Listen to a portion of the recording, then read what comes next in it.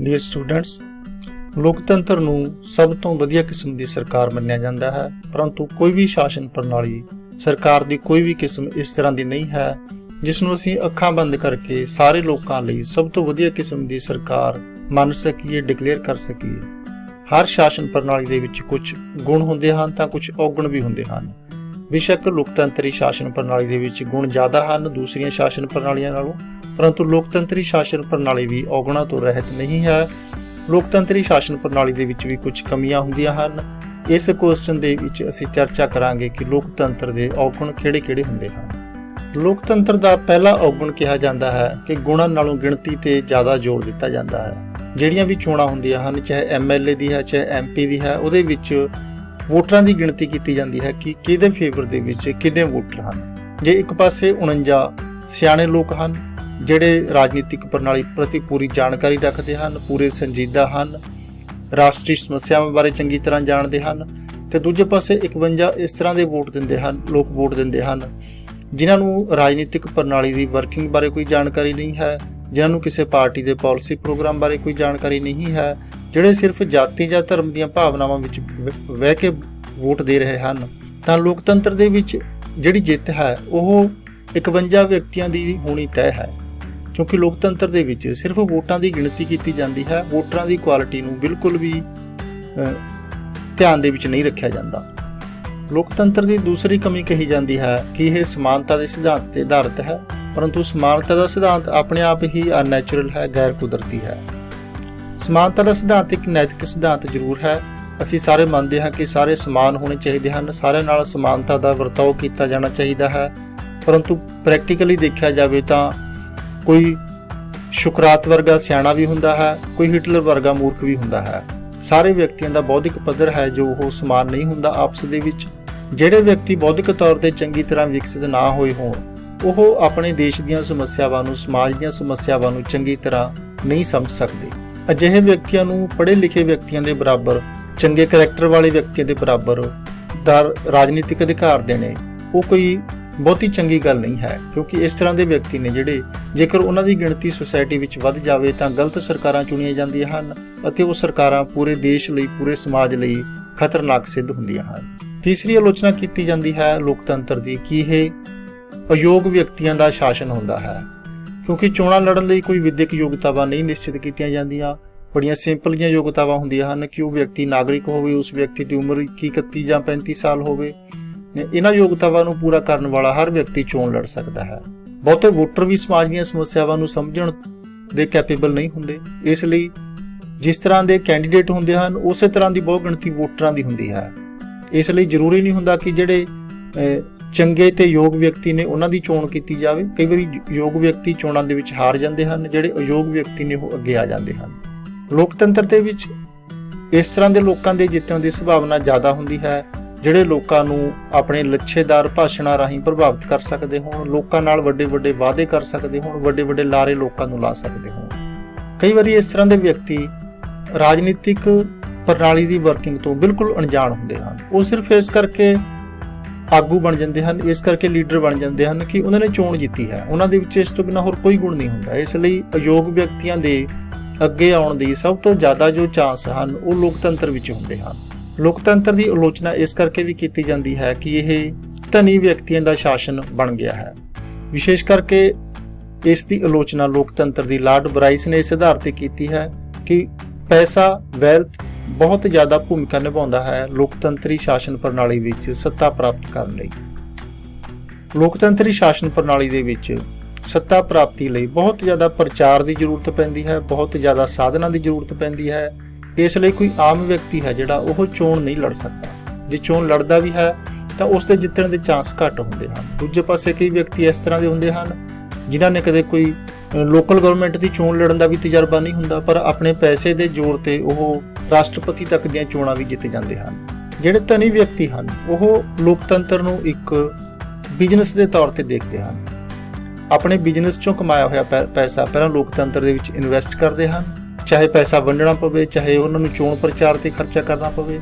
ਜਦੋਂ ਫਿਰ ਰਾਜਨੀਤਿਕ ਸੱਤਾ ਪ੍ਰਾਪਤ ਕਰ ਲੈਂਦੇ ਹਨ ਫਿਰ ਉਸ ਖਰਚੇ ਨੂੰ ਰਿਕਵਰ ਕਰਨ ਦੀ ਕੋਸ਼ਿਸ਼ ਕਰਦੇ ਹਨ।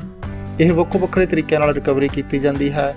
ਸਰਕਾਰੀ ਸਰਕਾਰ ਦੁਆਰਾ ਜਾਰੀ ਕੀਤੇ ਜਾਂਦੇ ਲਾਇਸੈਂਸ ਆਪ ਲੈ ਕੇ ਜਾਂ ਆਪਣੇ ਰਿਸ਼ਤੇਦਾਰਾਂ ਨੂੰ ਦਵਾ ਕੇ, ਸਰਕਾਰ ਦੁਆਰਾ ਦਿੱਤੀਆਂ ਜਾਂਦੀਆਂ ਸਕੀਮਾਂ ਆਪਣੇ ਫੇਵਰ ਦੇ ਵਿੱਚ ਕਰਵਾ ਕੇ, ਸਰਕਾਰ ਦੁਆਰਾ ਦਿੱਤੇ ਜਾਂਦੇ ਠੇਕੇ ਜਾਂ ਟੈਂਡਰ ਆਪਣੇ ਫੇਵਰ ਦੇ ਵਿੱਚ ਕਰਵਾ ਕੇ ਫਿਰ ਉਹ ਪੈਸਾ ਰਿਕਵਰ ਕਰਨ ਦੀ ਕੋਸ਼ਿਸ਼ ਕੀਤੀ ਜਾਂਦੀ ਹੈ। ਇਸ ਤਰ੍ਹਾਂ ਨਾ ਸਿਰਫ ਧਨੀ ਵਿਅਕਤੀਆਂ ਦਾ ਸ਼ਾਸਨ ਹੈ, ਇਹ ਧਨੀ ਵਿਅਕਤੀਆਂ ਦੇ ਬਿਜ਼ਨਸ ਦਾ ਪਾਰਟ ਬਣ ਗਿਆ ਹੈ ਲੋਕਤੰਤਰ।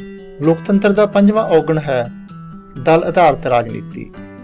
ਲੋਕਾਂ ਦੁਆਰਾ ਜਿਹੜੇ ਚੁਣੇ ਗਏ ਪ੍ਰਤੀਨਿਧ ਹੁੰਦੇ ਨੇ, MLA ਜਾਂ MP, ਉਹਨਾਂ ਦੀ ਆਪਣੀ ਕੋਈ ਸੁਤੰਤਰ ਹੋਂਦ ਨਹੀਂ ਰਹਿੰਦੀ।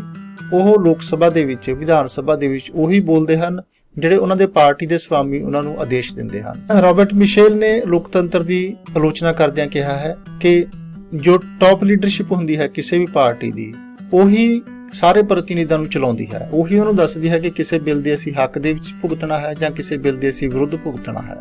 ਭਾਰਤ ਦੇ ਵਿੱਚ ਸਾਨੂੰ ਇਸ ਦੀ ਇੱਕ ਐਗਜ਼ਾਮਪਲ ਮਿਲਦੀ ਹੈ ਕਿ ਜਦੋਂ ਵੀ ਕਿਸੇ ਰਾਜ ਦੇ ਵਿੱਚ MLAs ਦੀਆਂ ਚੋਣਾਂ ਹੋ ਕੇ ਹਟਦੀਆਂ ਹਨ, ਵਿਧਾਨ ਸਭਾ ਦੀਆਂ ਚੋਣਾਂ ਹੋ ਕੇ ਹਟਦੀਆਂ ਹਨ, ਤਾਂ ਲੋਕ ਸਿਰਫ MLAs ਨੂੰ ਚੁਣਦੇ ਹਨ। ਫਿਰ ਉਹ MLAs ਇਹ ਨਹੀਂ ਚੁਣਦੇ ਕਿ ਸਰਕਾਰ ਕਿਹੜੀ ਹੋਵੇਗੀ, ਮੁੱਖ ਮੰਤਰੀ ਕੌਣ ਹੋਵੇਗਾ। ਜੇ ਉਹ ਨੈਸ਼ਨਲ ਪਾਰਟੀ ਹੈ ਤਾਂ ਨੈਸ਼ਨਲ ਪੱਧਰ ਦੀ ਹਾਈ ਕਮਾਂਡ ਤੈਅ ਕਰਦੀ ਹੈ ਕਿ ਇਸ ਸਟੇਟ ਦਾ ਮੁੱਖ ਮੰਤਰੀ ਕੌਣ ਹੋਵੇਗਾ। ਜੇ ਕੋਈ ਲੋਕਲ ਪਾਰਟੀ ਹੈ, ਸਟੇਟ ਲੈਵਲ ਦੀ ਪਾਰਟੀ ਹੈ, ਤਾਂ ਸਟੇਟ ਲੈਵਲ ਦੀ high command, party high command ਤੈਅ ਕਰਦੀ ਹੈ ਕਿ ਮੁੱਖ ਮੰਤਰੀ ਕੌਣ ਹੋਵੇਗਾ, ਬਾਕੀ ਮੰਤਰੀ ਕਿਹੜੇ-ਕਿਹੜੇ ਹੋਣਗੇ। ਇਸ ਤਰ੍ਹਾਂ ਜਿਹੜੇ ਪ੍ਰਤੀਨਿਧ ਲੋਕਾਂ ਦੁਆਰਾ ਚੁਣੇ ਜਾਂਦੇ ਹਨ, ਉਹਨਾਂ ਦੀ ਬਹੁਤੀ ਭੂਮਿਕਾ ਨਹੀਂ ਰਹਿੰਦੀ। ਉਹਨਾਂ ਦੀ ਭੂਮਿਕਾ ਜੋ ਹੁੰਦੀ ਹੈ ਉਹ ਪਾਰਟੀ ਦੇ ਨਾਲ ਖੜਨ ਤੱਕ ਸੀਮਿਤ ਰਹਿ ਜਾਂਦੀ ਹੈ। 6ਵਾਂ ਲੋਕਤੰਤਰ ਦੀ ਆਲੋਚਨਾ ਕੀਤੀ ਜਾਂਦੀ ਹੈ ਕਿ ਇਹ ਕਈ ਵਾਰੀ ਬਹੁਮਤ ਦੀ ਤਾਨਾਸ਼ਾਹੀ ਬਣ ਜਾਂਦਾ ਹੈ। ਕੋਕਰ ਨਾਂ ਦੇ ਵਿਦਵਾਨ ਨੇ ਲੋਕਤੰਤਰੀ ਜਿਹੜਾ ਵਿਧੀ ਹੈ ਉਸ ਨੂੰ ਚੈਲੰਜ ਕਰਦਿਆਂ ਲਿਖਿਆ ਹੈ ਕਿ ਸਾਡੇ ਕੋਲ ਕੋਈ ਇਸ ਤਰ੍ਹਾਂ ਦਾ ਪੈਮਾਨਾ ਨਹੀਂ ਹੈ ਜਿਹੜਾ ਸਾਨੂੰ ਇਹ ਸਿੱਧ ਕਰਕੇ ਦਿਖਾ ਸਕੇ ਕਿ ਇੱਕ ਪਾਸੇ ਜਿਹੜੇ 55% ਲੋਕ ਨੇ ਉਹ ਵੱਧ ਸਿਆਣੇ ਨੇ ਜਾਂ ਜ਼ਿਆਦਾ ਠੀਕ ਨੇ, ਅਤੇ ਦੂਜੇ ਪਾਸੇ ਜਿਹੜੇ 45% ਲੋਕ ਨੇ ਉਹ ਗਲਤ ਹਨ ਜਾਂ ਘੱਟ ਠੀਕ ਹਨ ਜਾਂ ਉਹ ਮੂਰਖ ਹਨ। ਜਿਹੜੀ ਗਿਣਤੀ ਦੀ ਸ਼ਕਤੀ ਹੈ ਮੈਜੋਰਟੀ ਦੁਆਰਾ, ਕਈ ਵਾਰੀ ਇਸ ਨੂੰ ਮਿਸਯੂਜ਼ ਵੀ ਕੀਤਾ ਜਾਂਦਾ ਹੈ।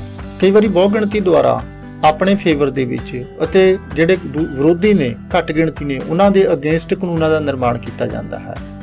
ਉਹਨਾਂ ਦਾ ਵਿੱਤੀ ਨੁਕਸਾਨ ਕਰਨ ਲਈ ਕਾਨੂੰਨਾਂ ਦਾ ਨਿਰਮਾਣ ਕੀਤਾ ਜਾਂਦਾ ਹੈ। ਆਪਣੇ ਜਿਹੜੇ ਨਾਲ ਦੇ ਸਾਥੀ ਹਨ, ਜਿਹੜੇ ਆਪਣੇ ਕਮਿਊਨਿਟੀ ਦੇ ਮੈਂਬਰ ਹਨ, ਉਹਨਾਂ ਦੇ ਵਿੱਤੀ ਲਾਭ ਨੂੰ ਧਿਆਨ ਦੇ ਵਿੱਚ ਰੱਖ ਕੇ ਕਈ ਵਾਰੀ ਕਾਨੂੰਨਾਂ ਦਾ ਨਿਰਮਾਣ ਕੀਤਾ ਜਾਂਦਾ ਹੈ। ਇਸ ਤਰ੍ਹਾਂ ਕਈ ਵਾਰੀ ਜਿਹੜਾ ਗਰੁੱਪ, ਚਾਹੇ ਰਾਜਨੀਤਿਕ ਤੌਰ ਤੇ, ਚਾਹੇ ਉਹ ਜਾਤ ਦੇ ਆਧਾਰ ਤੇ ਜਾਂ ਧਰਮ ਦੇ ਆਧਾਰ ਤੇ, ਜਿਹੜਾ ਬਹੁਮਤ ਵਿੱਚ ਹੈ, ਕਈ ਵਾਰੀ ਉਹ ਆਪਣਾ ਸ਼ਾਸਨ ਪ੍ਰਬੰਧ ਚਲਾਉਣ ਲੱਗੇ ਤਾਨਾਸ਼ਾਹ ਬਣਨ ਦੀ ਕੋਸ਼ਿਸ਼ ਕਰਦਾ ਹੈ। 7ਵੀਂ ਆਲੋਚਨਾ ਕੀਤੀ ਜਾਂਦੀ ਹੈ ਲੋਕਤੰਤਰ ਦੀ ਕਿ ਸਰਕਾਰ ਦੇ ਵਿੱਚ ਸਥਿਰਤਾ ਦੀ ਕਮੀ ਹੁੰਦੀ ਹੈ। ਕਈ ਵਾਰੀ ਘੱਟ ਗਿਣਤੀ ਸਰਕਾਰਾਂ ਹੋਂਦ ਵਿੱਚ ਆ ਜਾਂਦੀਆਂ ਹਨ ਲੋਕਤੰਤਰ ਦੇ ਵਿੱਚ, ਵਿਸ਼ੇਸ਼ ਕਰਕੇ ਸੰਸਦੀ ਸ਼ਾਸਨ ਪ੍ਰਣਾਲੀ ਦੇ ਵਿੱਚ। ਜਦੋਂ ਲਟਕਦੀ ਸੰਸਦ ਹੰਗ ਪਾਰਲੀਮੈਂਟ ਹੋਂਦ ਵਿੱਚ ਆ ਜਾਵੇ ਤਾਂ ਘੱਟ ਗਿਣਤੀ ਸਰਕਾਰ ਬਣ ਜਾਂਦੀ ਹੈ ਜਿਹੜੀ ਬਿਲਕੁਲ ਹੀ ਸਥਿਰ ਨਹੀਂ ਹੁੰਦੀ। ਕਈ ਦਲ ਨੇ ਫਿਰ ਜਿਹੜੀ ਘੱਟ ਗਿਣਤੀ ਸਰਕਾਰ ਦੀ ਨੰਬਰਾਂ ਦੀ ਗਿਣਤੀ ਪੂਰੀ ਕਰਨ ਲਈ ਉਸ ਨੂੰ ਬਾਹਰੋਂ ਸਮਰਥਨ ਕਰਦੇ ਹਨ। ਨਾ ਤਾਂ ਉਹ ਸਰਕਾਰ ਵਿੱਚ ਸ਼ਾਮਲ ਹੁੰਦੇ ਹਨ ਅਤੇ ਨਾ ਹੀ ਉਹ ਸਰਕਾਰ ਨੂੰ ਡਿੱਗਣ ਦਿੰਦੇ ਹਨ। ਫਿਰ ਉਹ ਸਰਕਾਰ ਨੂੰ ਬਲੈਕਮੇਲ ਕਰਦੇ ਰਹਿੰਦੇ ਹਨ, ਨੀਤੀਆਂ ਆਪਣੇ ਹੱਕ ਦੇ ਵਿੱਚ ਬਣਾਉਣ ਲਈ, ਵੱਧ ਤੋਂ ਵੱਧ ਆਪਣੇ ਲਈ ਲਾਭ ਪ੍ਰਾਪਤ ਕਰਨ ਲਈ। ਘੱਟ ਗਿਣਤੀ ਦੀਆਂ ਸਰਕਾਰਾਂ ਕਈ ਵਾਰੀ ਆਪਣੀ ਮਿਆਦ ਪੂਰੀ ਕਰਨ ਤੋਂ ਪਹਿਲਾਂ ਵੀ ਟੁੱਟ ਜਾਂਦੀਆਂ ਹਨ, ਕਿਉਂਕਿ ਜਿਹੜੀਆਂ ਧਿਰਾਂ ਬਾਹਰੋਂ ਸਮਰਥਨ ਕਰ ਰਹੀਆਂ ਹਨ ਉਹ ਧਿਰਾਂ, ਉਹ ਪਾਰਟੀਆਂ ਸਮਰਥਨ ਵਾਪਸ ਲੈ ਲੈਂਦੀਆਂ ਹਨ ਜਦੋਂ ਉਹਨਾਂ ਦੀਆਂ ਸਾਰੀਆਂ ਮੰਗਾਂ ਪੂਰੀਆਂ ਨਹੀਂ ਕੀਤੀਆਂ ਜਾਂਦੀਆਂ ਸਰਕਾਰ ਦੁਆਰਾ।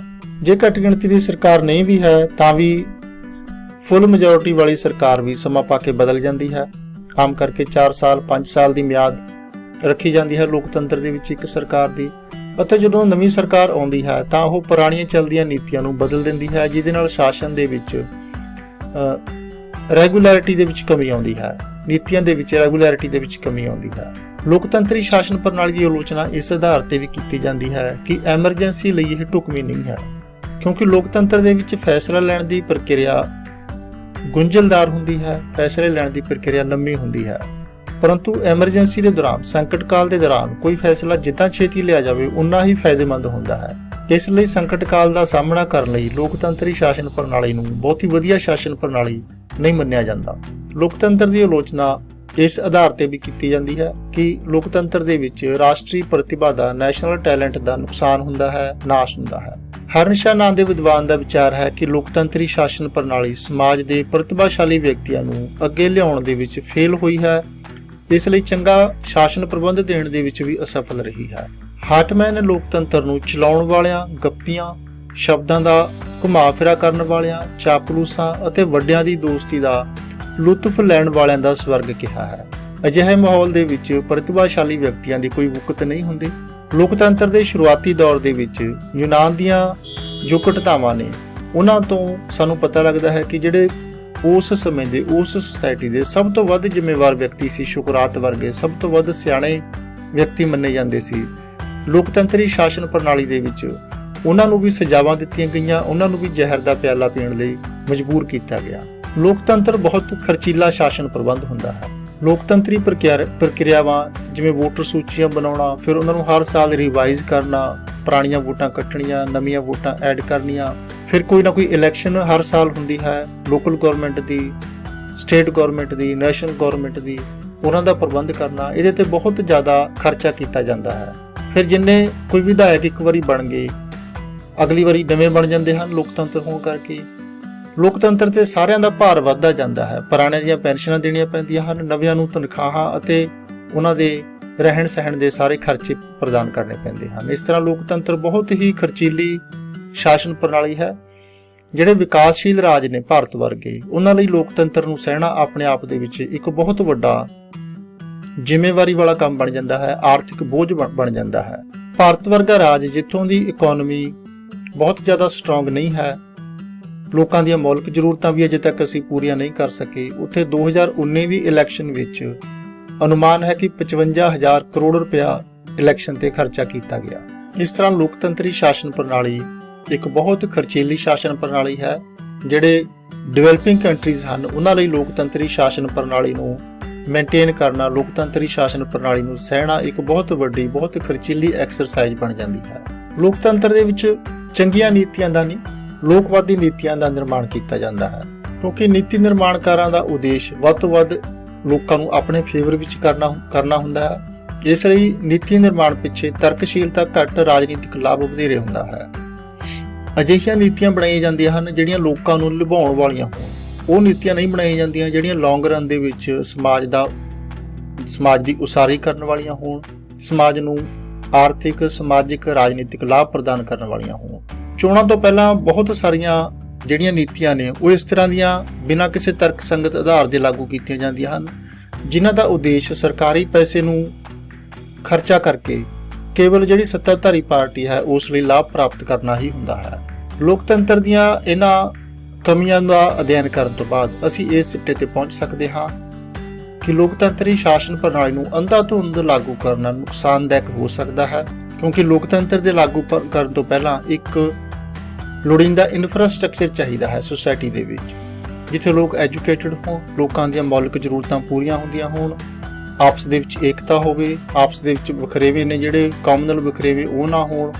ਉਸ ਤਰ੍ਹਾਂ ਦੇ ਸਮਾਜ ਦੇ ਵਿੱਚ ਲੋਕਤੰਤਰ ਬਹੁਤ ਵਧੀਆ ਕਿਸਮ ਦੀ ਸਰਕਾਰ ਹੋ ਸਕਦਾ ਹੈ। ਜਿੱਥੇ ਕਿਤੇ ਇਸ ਤਰ੍ਹਾਂ ਦੀਆਂ ਵਿਵਸਥਾਵਾਂ ਨਹੀਂ ਹਨ, ਉੱਥੇ ਲੋਕਤੰਤਰ ਬਹੁਤੀ ਵਧੀਆ ਕਿਸਮ ਦੀ ਸਰਕਾਰ ਸਿੱਧ ਨਹੀਂ ਹੋ ਸਕਦਾ।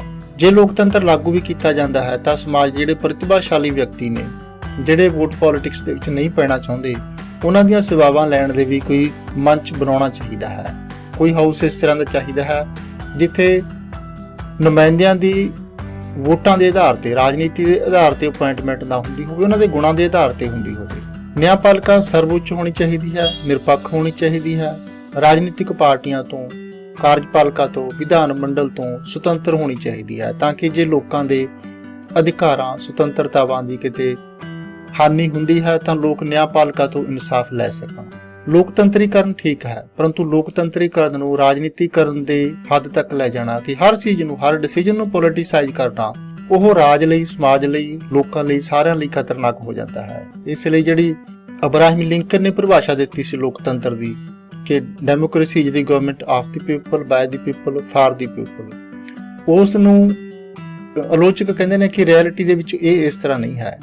ਰਿਐਲਿਟੀ ਦੇ ਵਿੱਚ ਕੀ ਹੈ? Democracy is the government of the people, ਲੋਕਾਂ ਨਾਲ ਕੋਈ ਸੰਬੰਧ ਨਹੀਂ ਹੁੰਦਾ। ਬਾਏ ਦੀ ਪੀਪਲ, ਲੋਕਾਂ ਨੂੰ ਖਰੀਦਿਆ ਜਾਂਦਾ ਹੈ। ਫਾਰ ਦੀ ਪੀਪਲ, ਲੋਕਾਂ ਤੋਂ ਬਹੁਤ ਦੂਰ ਹੁੰਦੀ ਹੈ, ਲੋਕਾਂ ਦਾ ਸਿਰਫ ਨਾਮ ਹੁੰਦਾ ਹੈ। ਇਸ ਲਈ ਲੋਕਤੰਤਰ ਨੂੰ ਕਾਮਯਾਬ ਕਰਨ ਲਈ ਜ਼ਰੂਰੀ ਹੈ ਕਿ ਲੋਕਤੰਤਰ ਨੂੰ ਕੇਵਲ ਸ਼ਾਸਨ ਪ੍ਰਣਾਲੀ ਦਾ ਨਹੀਂ, ਲਾਈਫ ਸਟਾਈਲ ਦਾ ਭਾਗ ਬਣਾਇਆ ਜਾਵੇ। ਉਚਿਤ ਕਲਚਰ ਲੋਕਤੰਤਰ ਲਈ, ਉਚਿਤ ਹਾਲਾਤ ਪੈਦਾ ਕੀਤੇ ਜਾਣ, ਫਿਰ ਬਿਨਾਂ ਕਿਸੇ ਸ਼ੱਕ ਦੇ ਲੋਕਤੰਤਰ ਸਭ ਤੋਂ ਵਧੀਆ ਕਿਸਮ ਦੀ ਸਰਕਾਰ ਸਿੱਧ ਹੋ ਸਕਦੀ ਹੈ। ਬਹੁਤ ਬਹੁਤ ਧੰਨਵਾਦ। Good luck.